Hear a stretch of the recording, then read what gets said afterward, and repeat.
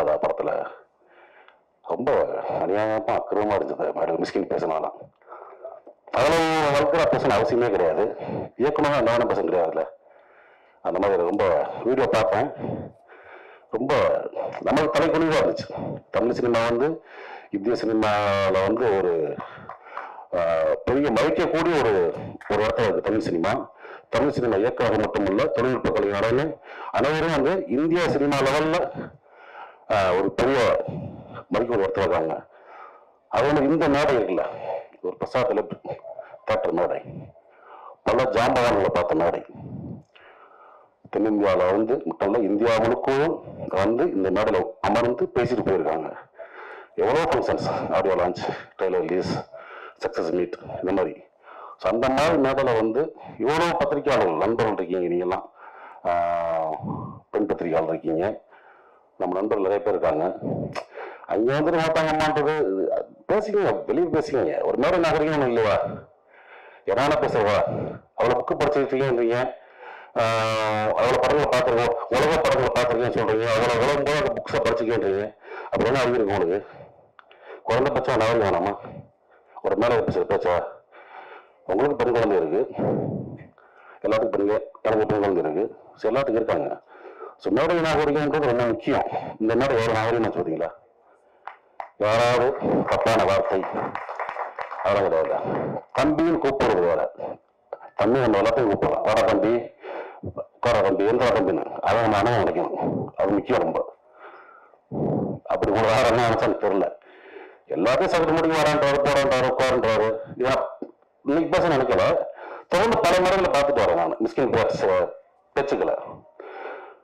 சமீபத்தில் அண்ணன் அவனுக்கு வந்து 25th இது இயர் கொண்டாட்டம். அங்கே பார்த்தீங்கன்னா அவர் என்னமோ பெரிய குடியார மாதிரியும் பார்த்து வரணும், பாலா அவன் தான் பாலான்றது. இங்க வந்து இளையராஜர் ஒன்று அவனே இளையராஜன்றது. யாரா நீ? நீ என்ன அவரை பார்த்தாக்கா தமிழ் சினிமால? இது ஒண்ணுமே புரியல. ஒரு போலி அறிவாளி அப்படிதான் சொல்லணும். அதாவது அன்னைக்கு மேடல போனாலும் மிக திறமையான அற்புதமான நம்ம நன் சார்ந்த கதைகளை மட்டும் எடுத்து படம் பண்ற இயக்குநர்கள், அமீரன் ஆகட்டும், வெற்றிமன் சார் ஆகட்டும், ரவி சார் ஆகட்டும், வனங்கள் வியாபாரத்தை வந்து பர்கர் வியாபாரம் குறைச்ச மாதிரி உலக சினிமா வந்து காப்பி அடிச்சு படம் பண்ணி ஜெயிச்ச ஒரு போலி அறிவாளி மிஸ்கின். எதுக்கு இந்த மாதிரி ரொம்ப அநாகரிகமா ஒரு மேடையில வந்து ஒரு ஆணவத்தெல்லாம் சொல்லி பேசி ரொம்ப மனசு கஷ்டமா இருந்துச்சு. ஏன்னா தமிழ் சினிமா இயக்குநர்களை நான் வந்து பெரிதும் மதிக்கக்கூடிய ஒரு கலைஞர். நான் எப்பயுமே ஒரு ஷூட்டிங் ஸ்பாட்டுக்கு போனாலும் சரி, இயக்குனர் என்ன சொல்றாரோ நான் வந்து அப்படியே கேட்டு நடிப்பேன்.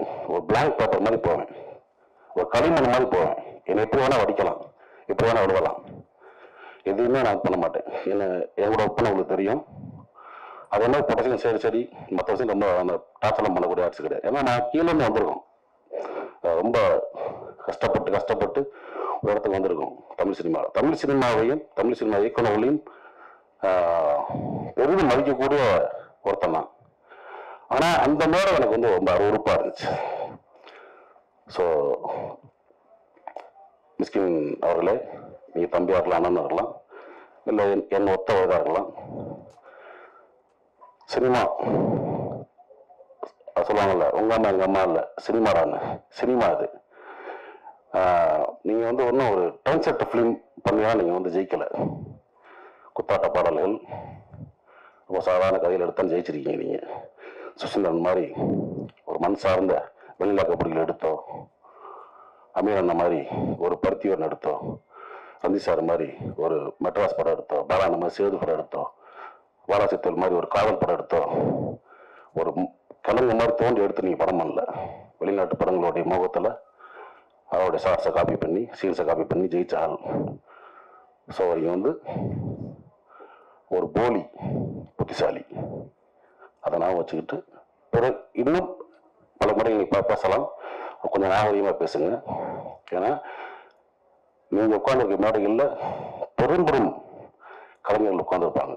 அன்னைக்கெல்லாம் நிறைய சொல்றாரு, வெற்றிமாறனையும் ரஞ்சித் அமீர் இந்த மற்ற குடியார்கள் நீ பார்த்தீங்களா? ஊற்றியா ஊற்றிங்க கேவலமா இல்லையா? அதெல்லாம் எத்தனையோ பேர் குடிக்காம இருந்துடலாம், குடிப்பழக்கம் இல்லாமல் இருக்கலாம். மேடையில் எப்படி பொத்தாம சொல்றீங்க?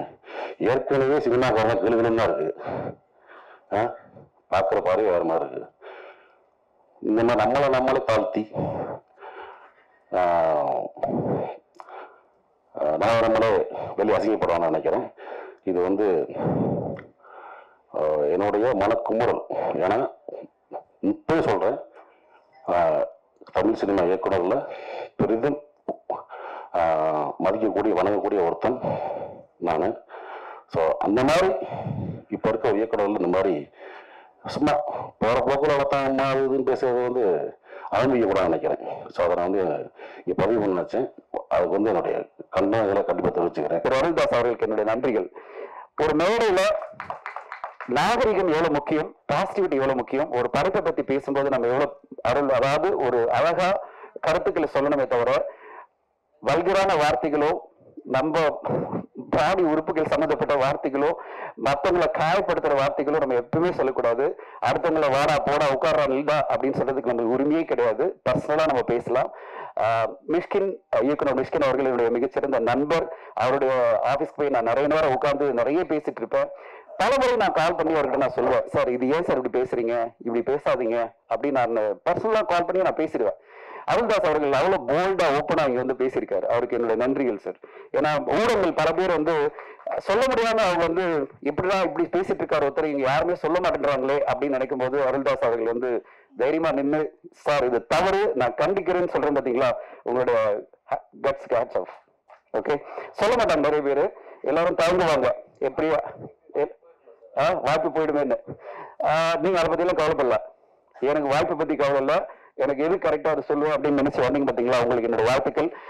இப்ப நீங்க என்ன சொல்ல போறீங்க கேட்டீங்கன்னா நான் கண்டிப்பா சொல்றேன்.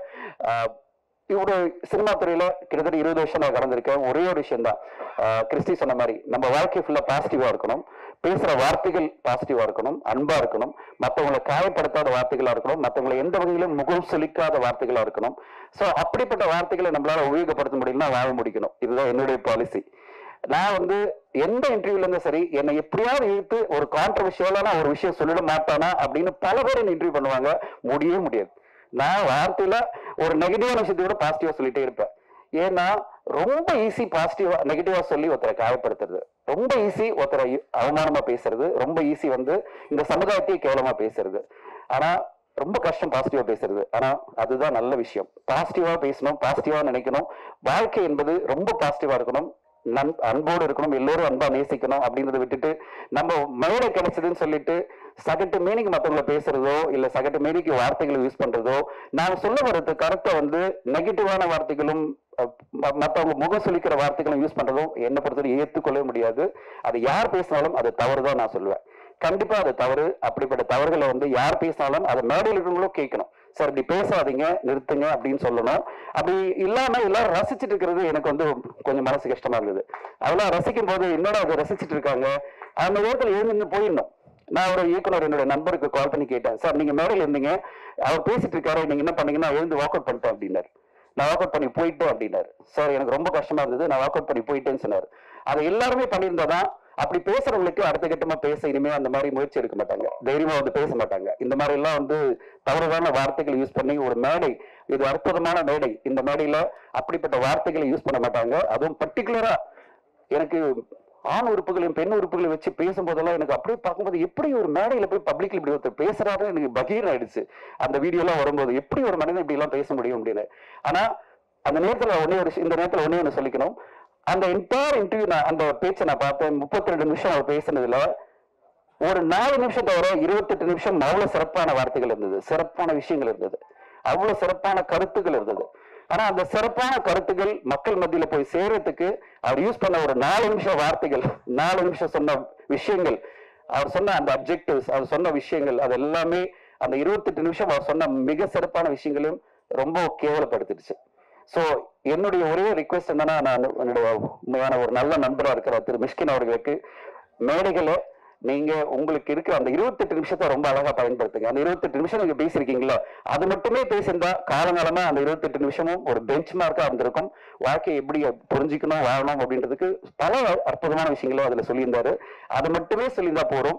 அந்த 4 நிமிஷம் வார்த்தைகளை சொல்லி 4 நிமிஷம் வந்து தவிர்க்கப்பட வேண்டிய வார்த்தைகளை சொல்லி இந்த 28 நிமிஷம் பேசுறதெல்லாம் இது எல்லாத்தையும் நல்லிஃபை பண்ண சொல்லுவாங்க இங்கிலீஷ்ல. அதை நல்லிஃபை பண்ற மாதிரி இல்லாம யாரையுமே கேவலப்படுத்தாம, யாரையுமே வந்து கௌரவ குறைச்சல் பண்ணாம, இங்க இருக்கிற ஊடக நண்பர்களை மதிச்சு அவங்களுக்கு ரெஸ்பெக்ட் கொடுத்து எல்லோருமே பேசணுன்றதான் என்னுடைய ஆசை. இங்க எல்லாருமே பாசிட்டிவா பேசணும்னு ஆசைப்பட்டுதான் ரொம்ப சைலண்டா போயிட்டு இருந்தது. என்னடா ரொம்ப சைலண்டா சாம்பார் மாதிரி போகுது ஈவெண்ட், தமிழிலும் இருக்காது போல இருக்கு இந்த வீடியோக்கு நினைச்சிருந்தேன். அருள்தாஸ் வந்து நிறைய தமிழ் கொடுத்துட்டாரு. சரி, நான் அதை சொல்லலைன்னா இந்த நேரத்துல முக்கியமா சொல்லணும், என்னுடைய நண்பர் எனக்கு எப்பவுமே என்ன வந்து கேள்வி கேட்டுட்டே இருக்கிற நண்பர் ப்ளூ சட்டை மாறன் அவர்கள் வந்து ஒரு ட்வீட் போட்டிருந்தாரு. எல்லா ரிவ்யூஸும் வந்து பாசிட்டிவா அதாவது என்னது நியாய தராசோடு போடணும்னு நினைக்கிற தனஞ்சயன் அவர்கள் இப்படி மேடை பேசினாரே, அவரை பத்தி கேள்வி கேட்க மாட்டாரா அப்படின்னு ட்வீட் போட்டிருந்தார். நான் அவருக்கு சொல்லிக்கிறேன், இந்த நேரத்துல கண்டிப்பா மேடையில் நான் இப்ப சொல்லிட்டேன்.